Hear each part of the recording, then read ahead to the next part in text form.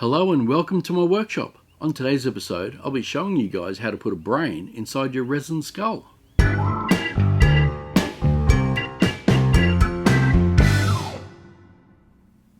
So the first step in making this skull is to get ourselves a little brain.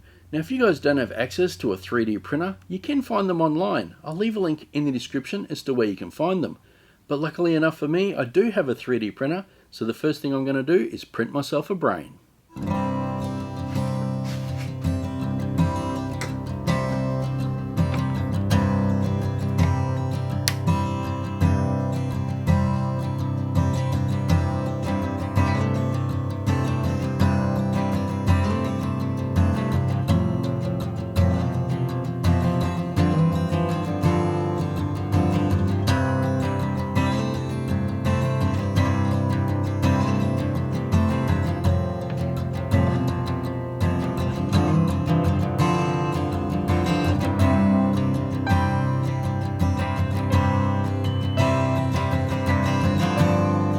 So we are now at 79%. I was just about to say 78.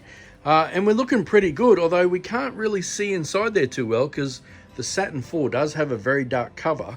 But luckily enough for me, there is a camera right at the back there, which means I can actually sit in my office and watch the print from my computer to see how it's going, which I thought was pretty cool. So we are nearly done. We're at 79. Let's have a quick look, see what it says. Time remaining. We do have another, where are we? 32 minutes. That's not too long. Oh, and there's our brain too.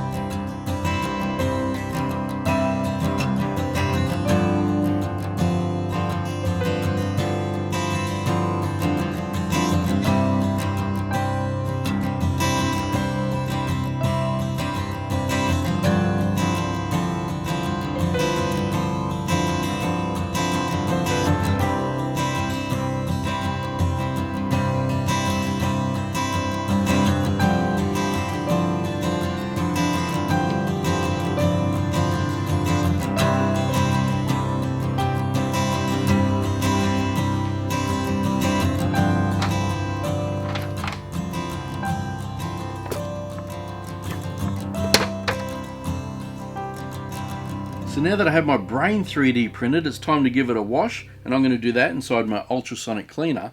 And because I used water washable resin, I've just got water inside of here.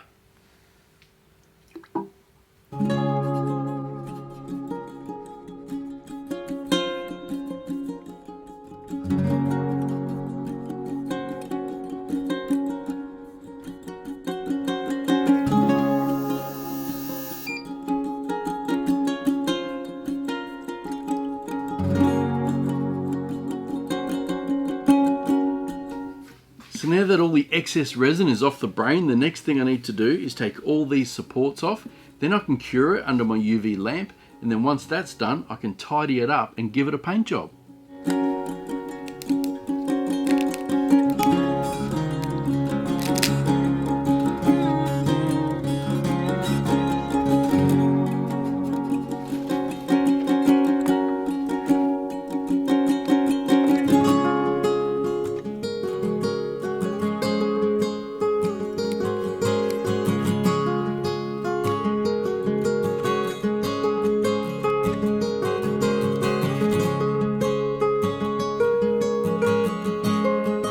So it is now time to spray my brain, and I figured it would be easier if I had it on a stand like this.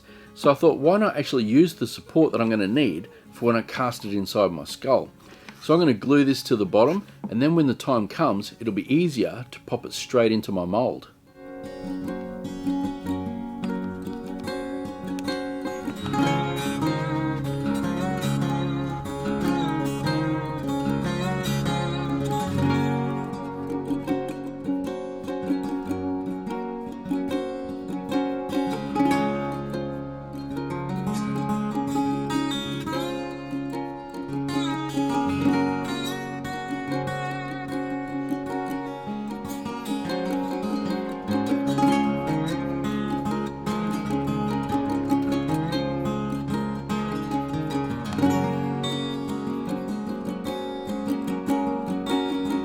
Now I'm sure some of you guys are probably asking yourself, why did he just spray that brain green?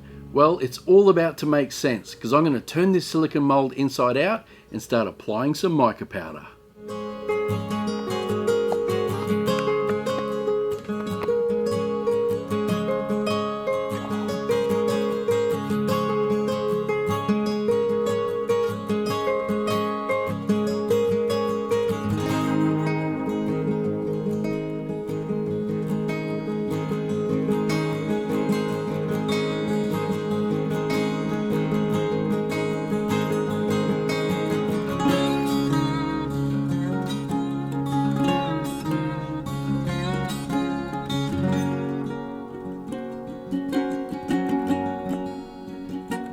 How's that?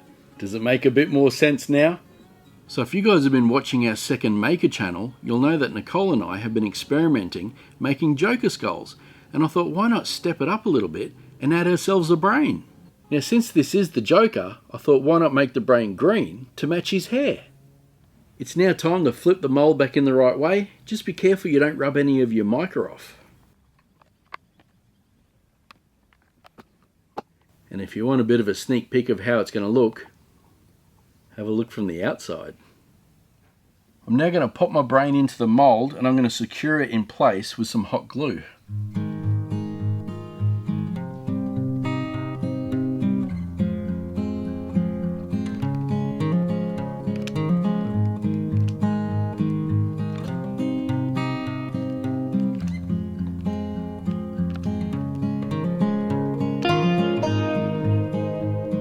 It's now time to mix up some resin. Now I'll be doing a two-stage pour for this one. The first stage will be a clear layer highlighting the brain, and then the second layer will be white highlighting Joker's face. Now before we do pour the first layer, I do need to put the mold on an angle, that way only the brain is exposed.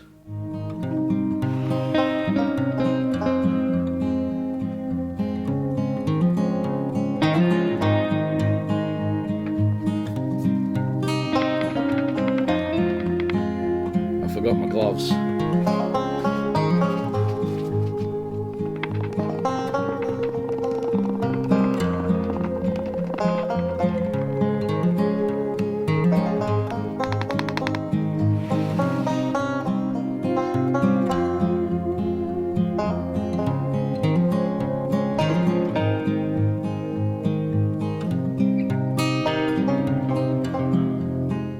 Now I just need to leave it to cure overnight. So our first layer is all set, so now I have to take this support off. Now when you do that, make sure you're really careful, because you don't want this silicone mold to separate from your first layer. Otherwise when you pour the white in, it'll go around it and cover up your clear.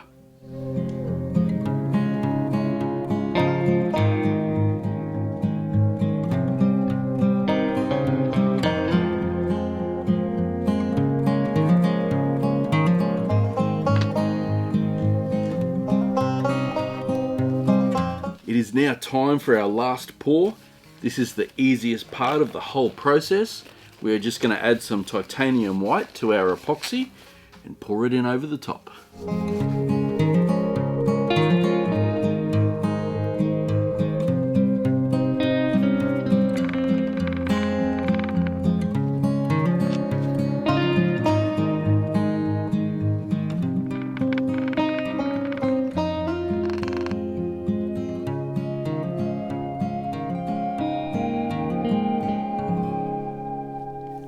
Now all I need to do is leave this to cure. My resin's now set, so now we can take it out.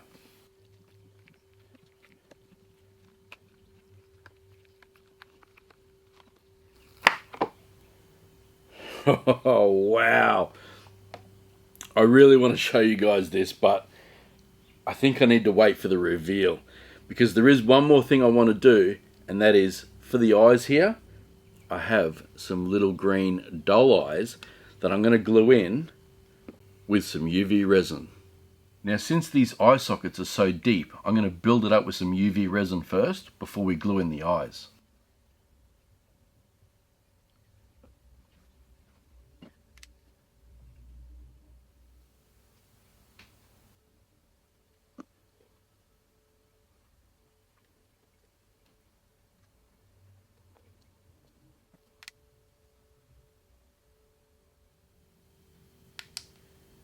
Now that my eyes are all set, I have one last thing to do, and that is clean up all these sharp edges on the bottom here. And I'm going to do that by using my Dremel with a polishing bit.